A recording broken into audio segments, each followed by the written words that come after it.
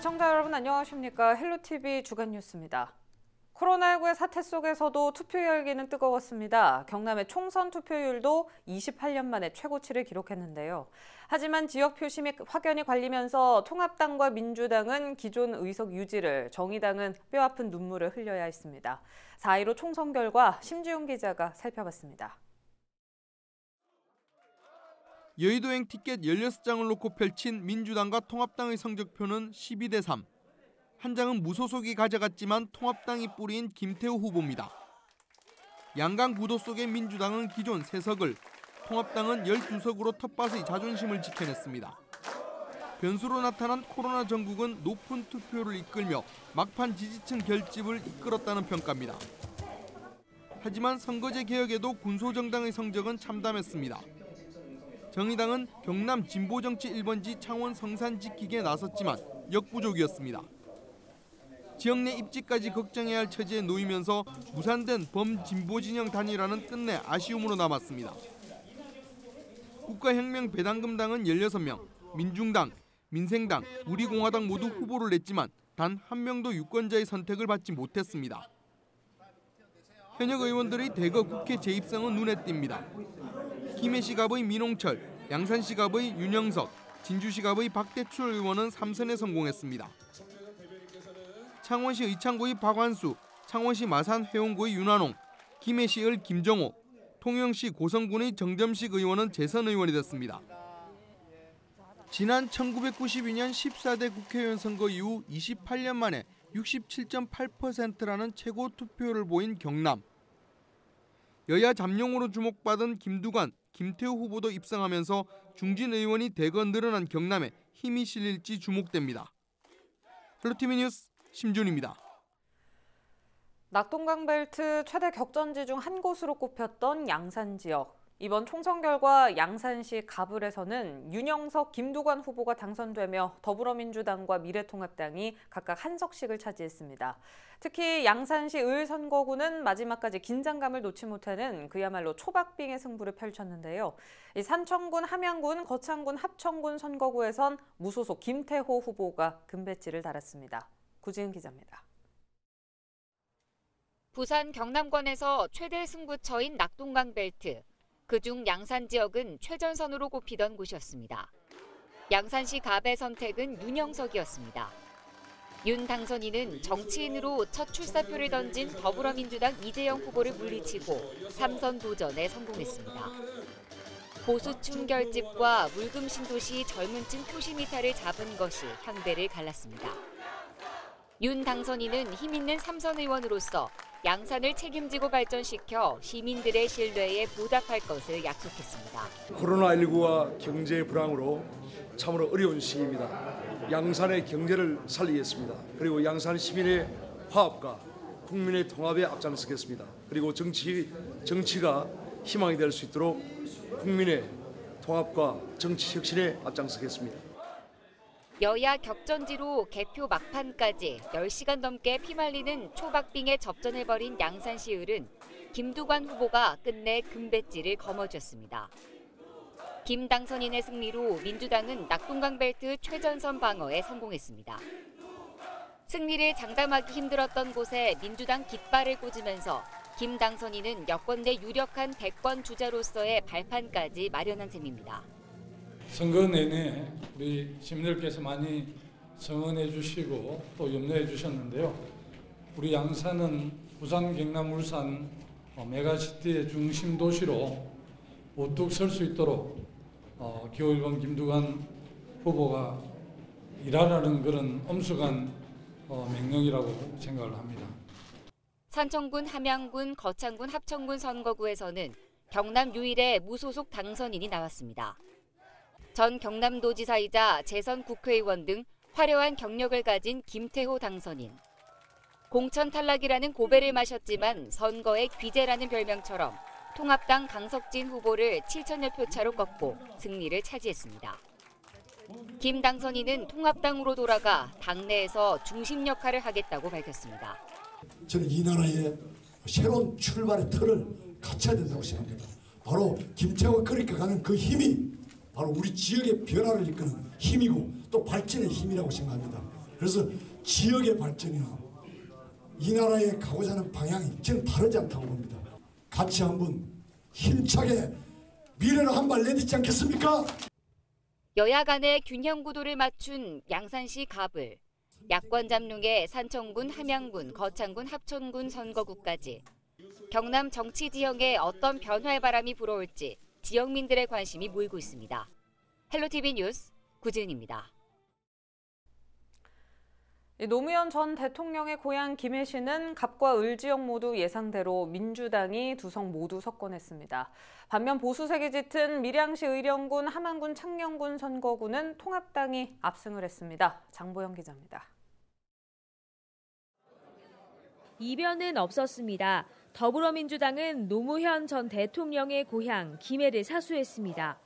출구조사에서 경합지역으로 분류되면서 긴장감이 맴돌았지만 개표가 진행되자 김해 갑을 후보 모두 꾸준한 득표율 차이를 유지하며 상대 후보를 따돌렸습니다.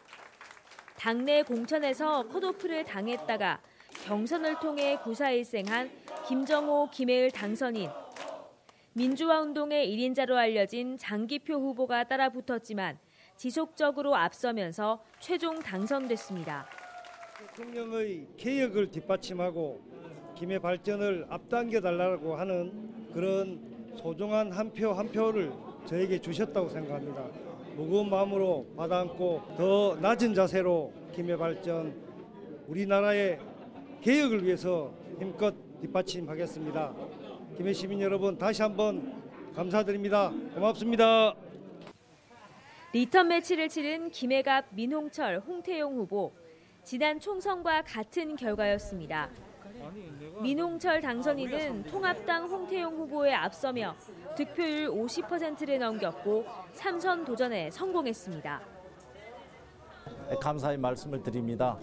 더 큰 김해 발전을 위해서 큰 역할을 하라는 그런 임무, 막중한 임무에 대해서 책임감을 느끼고요. 앞으로 지역 발전은 물론 좋은 정치를 하는데 의정활동에 최선을 다하도록 그렇게 하겠습니다. 밀양, 의령, 함안, 창녕 선거구의 색깔은 확실히 달랐습니다. 보수색이 짙은 만큼 미래통합당이 압승을 거뒀습니다. 지난 18대, 19대 국회의원을 역임한 통합당 조혜진 당선인은 68%의 득표율을 차지했습니다. 민주당 조성환 후보를 2배 넘는 표차로 따돌리고 당선증을 거머쥐었습니다. 세상을 바꿔달라, 나라를 바로 세워달라, 또 경제를 살려달라, 지역을 발전시켜달라, 어려운 사람들을 돌봐달라. 그 말씀들이 가슴에 남아있고 그런 말씀들을 21대 국회 4년 임기 동안에 한 말씀 한 말씀을 온전하게 실현할 수 있도록 최선을 다할 생각입니다. 통합당은 밀양, 의령, 함안, 창녕에서 압승했고 민주당도 김해 갑과 을을 지키면서 새 선거구의 정당 색깔은 지난 총선 그대로 유지됐습니다. 헬로티비 뉴스 장보영입니다. 경남지방경찰청이 21대 국회의원 선거와 관련해 선거사범 77명이 단속됐다고 밝혔습니다. 선거사범 단속 결과 총 56건의 77명이 적발되고 이 중 혐의가 중한 1명이 구속, 10명은 기소 의견으로 송치됐습니다. 유형별로는 허위사실 공표가 18건으로 가장 많았으며 선거운동 방법 위반과 금품 선거가 그 뒤를 이었습니다. 이번 총선의 선거범죄 공소시효는 6개월로 경남경찰은 공소시효에 감안해 신속하고 엄중하게 사건을 처리할 계획입니다. 국립가야역사문화센터가 오는 2023년 김해시 관동동 일대에 문을 엽니다. 국립가야역사문화센터는 가야사 아카이브와 연구교육 플랫폼, 전시체험 공간 등 3개 영역으로 지하 1층, 지상 4층 규모로 건립됩니다. 네, 이상으로 뉴스 마칩니다. 유튜브 채널 헬로 경남 통해서 다시 보실 수 있습니다. 이어서 헬로 경남, 헬로 이슈 토크 방송됩니다.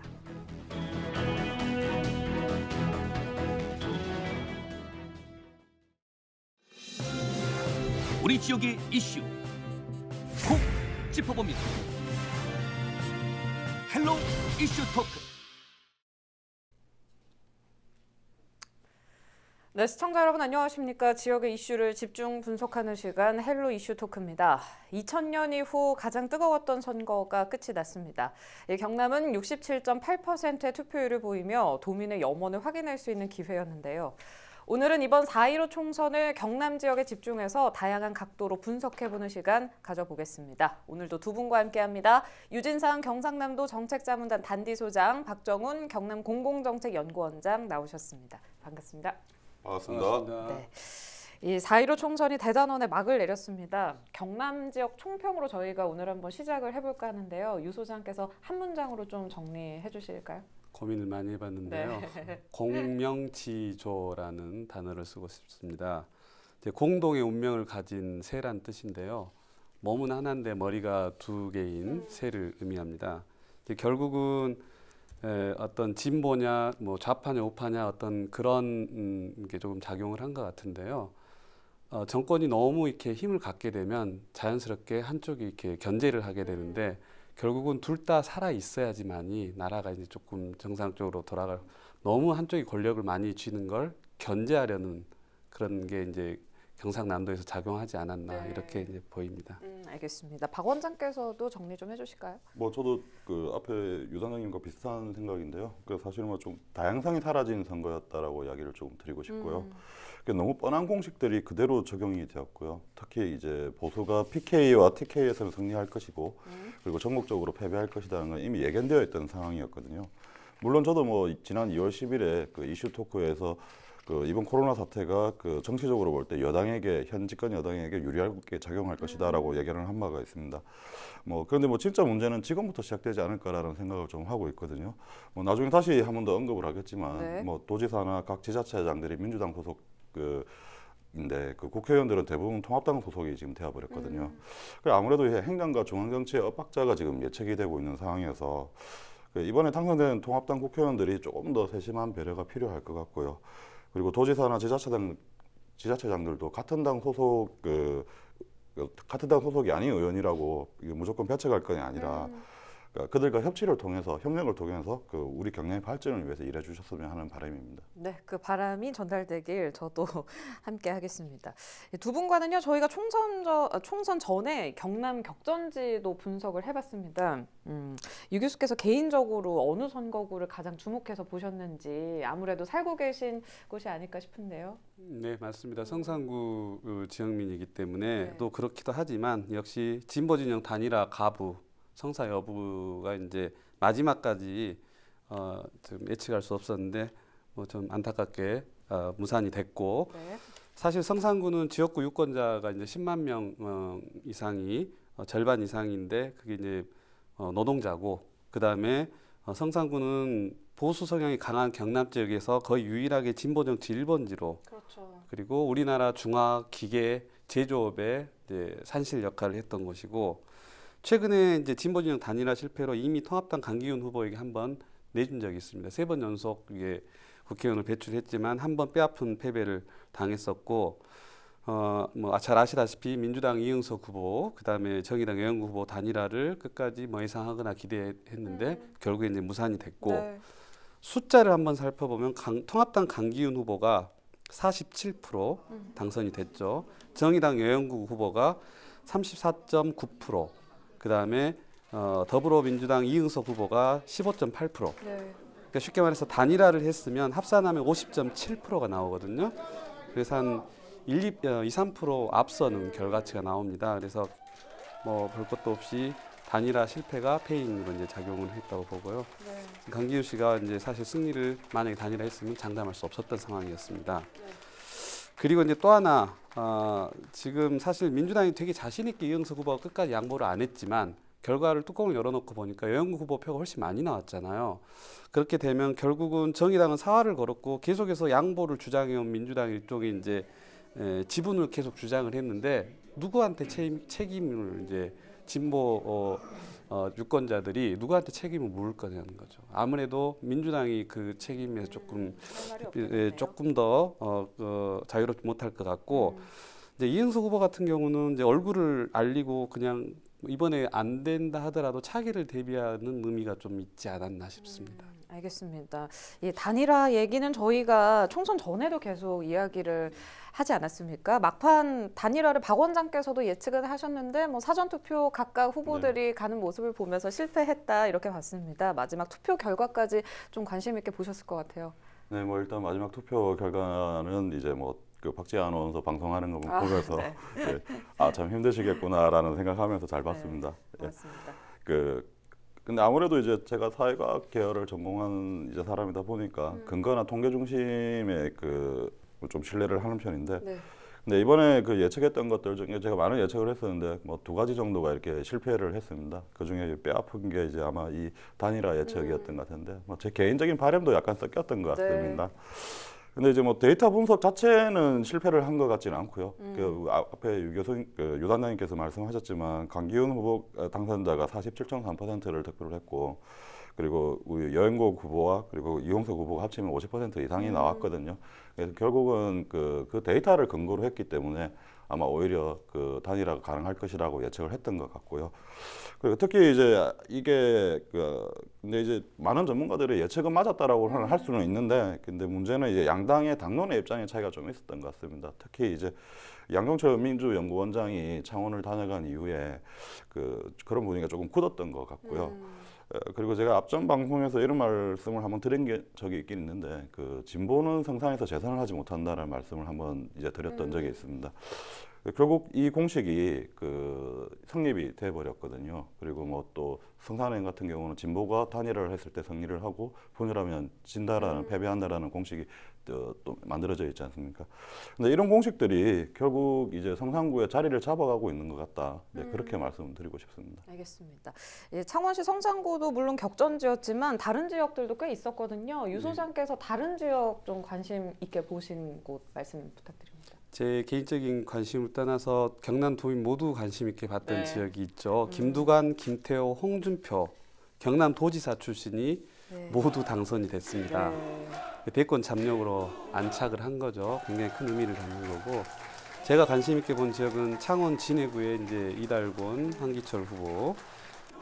이제 창원 진해 같은 경우는 민주당에서 장군급을 영입해 가서 접전까지 가게 한 최초의 사례고, 진해에서는 뭐 진보 성향의 정치인이 이제 거의 배출이 안 됐던 30년 동안 안 됐던 곳이거든요.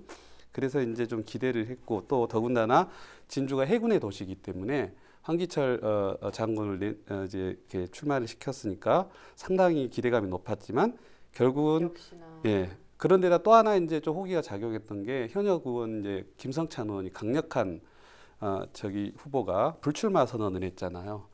근데 역시 벽을 못 넘고 전 행정안전부 장관 출신이 초접전으로 결국 이제 당선이 됐고요.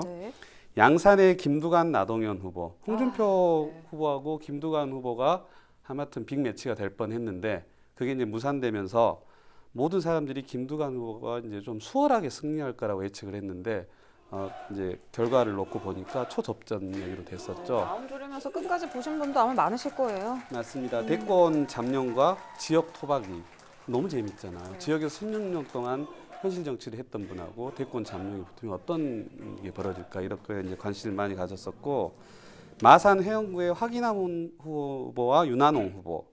여기 이제 좀 특이한 게 화기남 후보가 5번째 도전이거든요.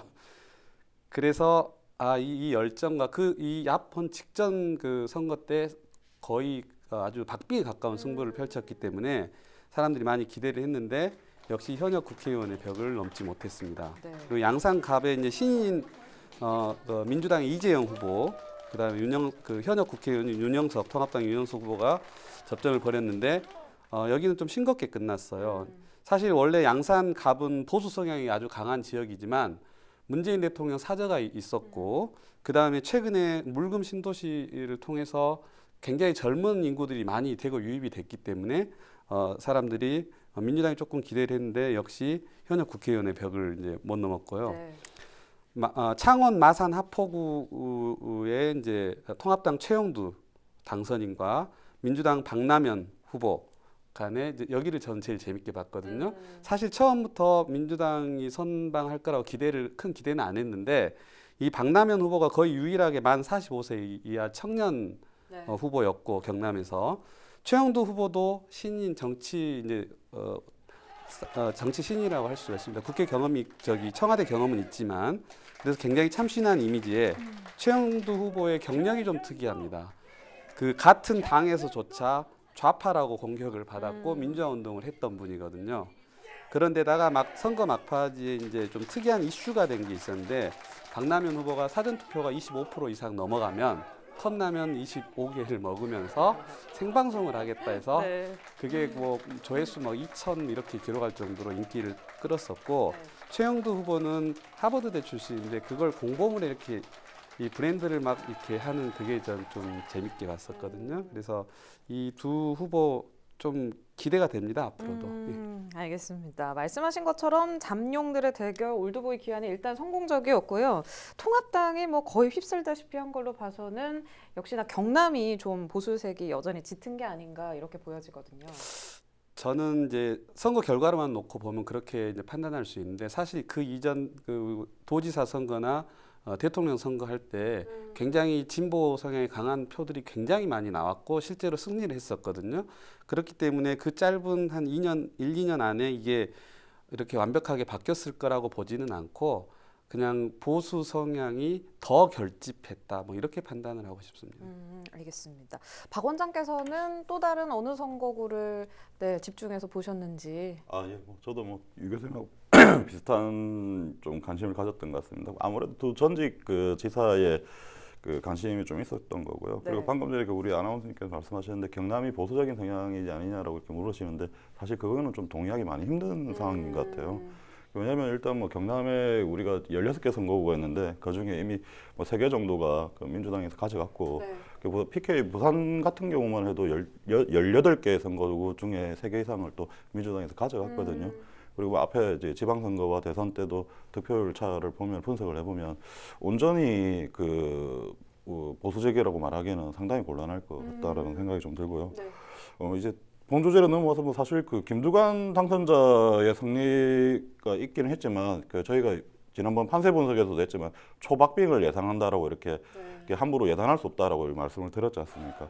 이게 가장 재밌는 게 저 가장 재밌게 봤던 이유 중에 하나가 뭐냐면 그 16개 우리 경남의 16개 선거구 중에서 유일하게 출구조사 결과가 바뀐 지역입니다. 예, 김두관 당선자가 이제 출구조사에서 2위를 했었거든요. 나동현 후보가 1위를 했었고요. 근데 이제 막판에 새벽에 이제 결과가 이제 나오면서 이제 바뀌었는데요.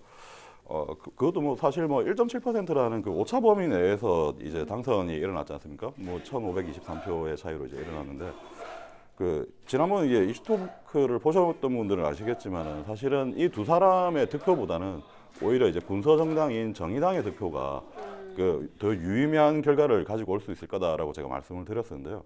뭐 결과적으로 분석은 좀 정확했던 것 같습니다. 그 보면은 정의당 권현우 후보가 약 2.9%에 한 2,660표 정도를 득표를 했거든요. 만약 이 표가 없었다면은 결과가 아마 달라질 수도 있지 않았나라는 생각을 좀 합니다.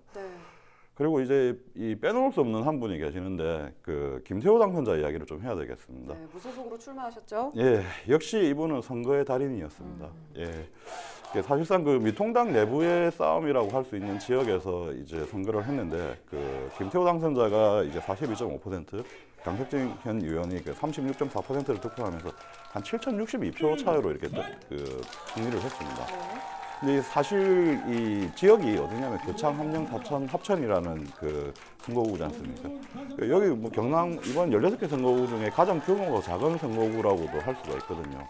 거기서 7,000표 이상을 승리한 거라면 거의 압도적인 승리라고 이렇게 보는 게 아마 그 맞는 것 같고요. 더욱이 김태우 당선자의 경우는 이제 대권 잠룡으로도 이렇게 분류되고 있어서 향후의 행보가 상당히 좀 주목되고 있습니다. 향후 행보가 주목된다고 하셨는데 이 김태우 당선자는 이미 뭐 통합당 복당을 준비하고 있다 이런 얘기가 들리고 있거든요. 네, 뭐 그 현 상태에서 그 말씀드리기 참 조심스러운 부분이긴 한데 그 아무래도 지금 미래통합당의 황교안 대표가 지금 사퇴를 했고요. 그리고 나경원, 오세훈 등의 그 거물들이 지금 낙선을 했습니다. 이러다 보니까 이 통합당 내부의 지도부가 다소 혼란스러운 상황에 지금 빠져 있는 건 사실이거든요. 그래서 아마 이 김태호 지사나 뭐 홍준표 전 지사가 빠른 복당을 하지 않을까라는 생각을 좀 하고 있고요. 그리고 그 이후의 상황에 대해서는 지금 제가 뭐 예측을 할 수 있는 상황은 아닌 것 같고 뭐 상황에 따른 대처를 하시지 않을까 하는데 뭐 궁극적으로 볼 때 뭐 두 분 다 큰 정치를 하시려고 하시지 않을까 저는 그렇게 생각하고 있습니다. 네, 이후에 뭐 저희가 이슈 토크에서 또 다룰 수도 있으니까요. 네, 자세한 얘기는 나중으로 미루도록 하겠습니다. 경남 지역에서는 뭐 말씀하셨지만 창원시가 비교적 인구가 젊고요, 또 노동자가 많이 결집해 있는데 민주당이 한석도 확보하지를 못했습니다. 요거는 어떤 의미로 좀 저희가 봐야 될까요? 창원시 5개 선거구죠. 모두 미래통합당 당선인을 배출했습니다. 현 허성무 시장을 비롯해서 시의회에도 민주당 의원이 20명, 정의당 2명, 무소속 1명, 이렇게 이제 합하면 22명, 3명인데 통합당이 21명이거든요. 과반이 넘습니다. 진보 성향이. 범여권이 과반이 넘는 상황인데도 참패를 한 셈이죠. 네. 그럼 이게 그 급작스럽게 이번 선거의 결과물인가 이제 분석할 필요가 있는데 진해 같은 경우는 군사도시고 기본적으로 보수적 성향이 강한 곳입니다. 그러니까 뭐 원래 이제 예견됐던 곳이고 민주화의 성지 마산이 이제 참 이게 말이 많은 곳인데 왜 우리 민주화의 성지 마산이 우리나라 정치를 항상 견인하고 진보적인 걸 항상 제일 먼저 해야 하는데 변했을까 이런 말들이 이제 많이 오가는데 사실 김영삼 전 대통령 3당 합당 이후로 보수적 성향으로 좀 많이 바뀐 것 같아요. 그 뒤로 이제 이게 조금 성향이 보수적으로 안착이 됐던 것 같고 의창구 역시 통합 전 창원의 토박이 주민들이 주로 살고 있는 곳이고 고령층이 많습니다. 그래서 이제 이번에 의창구도 좀 관심을 가졌었는데 북면 신도시의 인구가 7만이나 유입이 됐고 또 유니시티 39사단에도 6천 아무튼 인구가 꽤 많이 유입이 됐잖아요. 그래서 이 유입된 인구들이 꽤 젊은 분들이 많거든요. 그래서 어떤 영향을 미칠까 했는데 그럼에도 불구하고 이제 결국 큰 변화가 없었던 걸로 정권 견제를 선택한 걸로 나왔고요. 네. 결국 진보적 성향이 강한 성산구만 이제 유일하게 기대해 볼 만한 곳이었는데 단일화 실패 때문에 이제 범진보 세력에서 이제 패배를 한 거고 사실 2018년 지방선거 때도 김경수 경남지사 득표율을 보면 김태우 후보하고 박빙의 승부를 거쳤는데 마산 하포를 제외한 지역에서는 모두 승리를 했습니다. 네. 그러니까 아까 언급된 것처럼 창원이나 경상남도 전체가 그냥 다 보수적이고 이렇지는 않다는 걸 보여주는 거죠. 2017년 문재인 대통령 때도 마산 하포하고 회원을 제외하고는 전부 이겼었거든요. 이제 그런 이제 결과 수치가 말을 해주고 있고 이제 이 결과 이후에 보면 힘 있는 여당에 기대해서 국가 재원을 확보하고 이를 기반으로 재정 부활을 시도할 것인지 아니면 통합당에서 주장하는 것처럼 이 현 정부 때문에 무너진 경제에 대한 책임을 물을 것인지 두산 중공업 위기에 대한 해법을 내놓겠다. 이런 어떤 프레임 싸움에서 통합당이 다소 이슈를 선점하면서 유리하게 작용했던 것 같습니다. 네. 결국 이제 창원 지역 통합당 당선인 5명 모두 공통으로 계속해서 공약으로 내놓은 게 있는데 그게 바로 두산 중공업 위기하고 현 정부에게 탈원전 정책에 대한 그 결과물로 나온 신한울 3, 4호기 원전 건설을 주장하겠다고 이게 정책을 냈기 때문에 향후 이 향배가 조금 주목이 되는 상황입니다. 알겠습니다. 뭐 진보 보수 일단 이런 거를 떠나서요. 이번 21대 국회에서 여당을 견제할 수 있는 뭔가 정치의 정도를 걷기를 좀 기대를 해봐야 될 것 같습니다. 네, 이번에는 주제를 조금 바꿔보겠습니다. 비례정당도 좀 살펴볼 텐데요. 역대 선거 중 가장 긴 투표용지였습니다. 49점 몇 센티미터였죠. 50cm 정도 됐다고 네네네. 초반부터 이슈가 됐는데요. 놓고 준연동형 비례제를 놓고 다양한 시도다, 꼼수다 여러 말이 있었는데 경남 지역만을 놓고 봤을 때 이런 다양한 비례정당 탄생 그리고 이런 거를 좀 어떻게 보고 계시는지. 일단 비례대표 자체 이번 선거를 통해서 비례대표 자체에 대한 회의적인 시각이 좀 커진 것 같습니다. 그런가요? 예, 본래 취지인 다양한 전문가들의 원내 진출과 다양한 분야의 인사들의 원내 진출이라는 기능을 상실한 걸로 지금 보여지거든요. 거기다 거대 양당이 모두 위성정당을 만들어서 의석 확보에 사력을 다하면서 사실상 군소정당의 원내 진입을 막아버렸습니다. 그리고 사실 또 우리 도내에서는 사실 활발하게 여성의당이 창당을 하고 그리고 녹색당이 활발한 활동을 하는 등 이번 선거에 활발한 군소정당의 활동이 있었거든 사실은요. 근데 정작 이 득표는 이 두 당 합쳐도 1%가 지금 안 되는 상황이 되어버렸습니다. 여성의당이 0.7% 정도를 득표했고요. 녹색당이 0.2% 정도를 득표를 했습니다. 민주주의라는 것이 사실 그 다양성의 원칙을 가지고 있는 건데, 이번 선거 결과만 보면 우리는 아직 그 양당 체제에 머물러 있다는 점을 지금 확인할 수가 있었고요. 결과적으로 우리 사회가 아직은 그 다양한 군소정당의 활동을 인정하기 힘든 지금 상황이 아닌가, 그렇게 생각을 하고 있습니다. 제 개인적인 생각이지만 21대 국회에서 그 비례대표제에 대한 선거법 개정이 다시 있지 않을까, 저는 그렇게 지금 전망하고 있습니다. 네, 다양성을 기대한 제도였지만 양당 체제가 더 부각이 됐다, 네. 이렇게 정리를 좀 해보겠습니다. 경남 지역을 딱 국한해서 보자면요, 저희가 계속 이야기를 하고 있지만 통합당의 승리라고 볼 수밖에 없는 것 같습니다. 앞으로 이 경남 지역 어떤 방향으로 좀 흘러갈 거라고 보시나요? 이번 선거에서 경남 지역 이제 보수당 이제 유지가 됐잖아요. 하지만 이제 민주당 쪽에서도 3명 원래 가지고 있던 의석 3명을 확보를 했기 때문에 이제 고수 원래 현 상황을 지켰다는 이제 표현을 쓰고 있는데 지금 결과를 이제 딱 단어로 말한다면 정권 견제, 우리 지역에서 견제할 수밖에 없다. 그다음에 지역주의 구도가 이제 그 정권 견제 심리 때문에 지역주의 구도를 이용할 수밖에 없는 상황이 돼서 지역주의 구도가 되살아났고 심화됐다고 봐야죠. 되살아난 정도가 아니라 정치 지형도 기울어진 운동장 이제 그 이론으로 이제 회귀를 하고 있는 그렇게 썩 바람직한 상황은 아닌 것 같습니다. 그 유시민 180석 발언, 차명진 세월호 막말 발언 이런 것도 있지만 우리 지역만 국한해서 본다면 이렇게 결정적으로 막판에 영향을 미친 데에는 사전투표도 저는 꽤 영향을 미친 것 같아요. 사전투표했는데 전남에서 최고 득표율이 나왔거든요. 그래서 급격하게 견제하는 보수 측의 이제 경남 지역 보수표를 직결을 시켰는데 실제로 이게 통계에 나옵니다. 부산, 경남 사전투표율은 전국보다 하위였는데 숫자가 낮았는데 본선에서는 전국보다 높았습니다. 그러니까 이제 보수표가 훨씬 더 많이 본선에서 나왔다는 게 이제 증명이 된 거고 재밌는 건 민주당은 전부 3명 다 재선입니다. 근데 통합당은 여러 곳에서 초선 의원이 당선이 됐거든요. 이 부분도 좀 주목할 필요가 있습니다. 민주당이 좀 반성할 부분인 것 같고요. 그다음 이제 방금 말씀하신 앞으로 경남도 정책이나 방향이 어떻게 변할 건지 짧게 말씀드리면 우선 현 정부의 에너지 전환 정책, 적어도 에너지 전환 정책이라는 건 국가 정책이기 때문에 근간을 흔들 수는 없겠지만 적어도 부산, 경남에서는 제동이 걸리거나 주춤할 확률이 매우 높아졌다고 볼 수 있고요. 그 다음에 이제 정해진 노동 시간이나 최저임금제, 노동자 서민에게 투자되던 복지 재원들이 경제 살리기나 아니면 친기업적인 재원으로 치환될 확률이 굉장히 높아졌습니다. 네, 그렇게 알겠습니다. 앞으로 경남도의 큰 방향을 봤을 때, 그리고 이번에 당선된 이제 당선인들의 방향이 봤을 때 조금씩은 차이가 있는 것들이 보이고 있거든요. 전반적으로 어떻게 갈 거라고 보고 계세요, 박 원장께서? 저는 이걸 분석하기보다는 제가 가지고 있는 바람을 좀 말씀을 드려야 될 것 같아요. 아무래도 이번 경남 지역 선거가 전국적인 판세와 전혀 다른 형태로 지금 결과가 나왔기 때문에 아시겠지만 이 의미가 사실은 지금 여당에서는 인정하기 힘들겠지만은 현재 정부의 경제 정책이 경남에서 큰 지금 타격을 주고 있다, 타격을 주고 있다는 의미가 아닐까라고 저는 생각을 하거든요. 이런 점을 감안해서 볼 때 우리 경남 지역의 경제를 회복할 수 있는 정책과 방향성 설정에 좀 힘써주시면 좋을 것 같고요.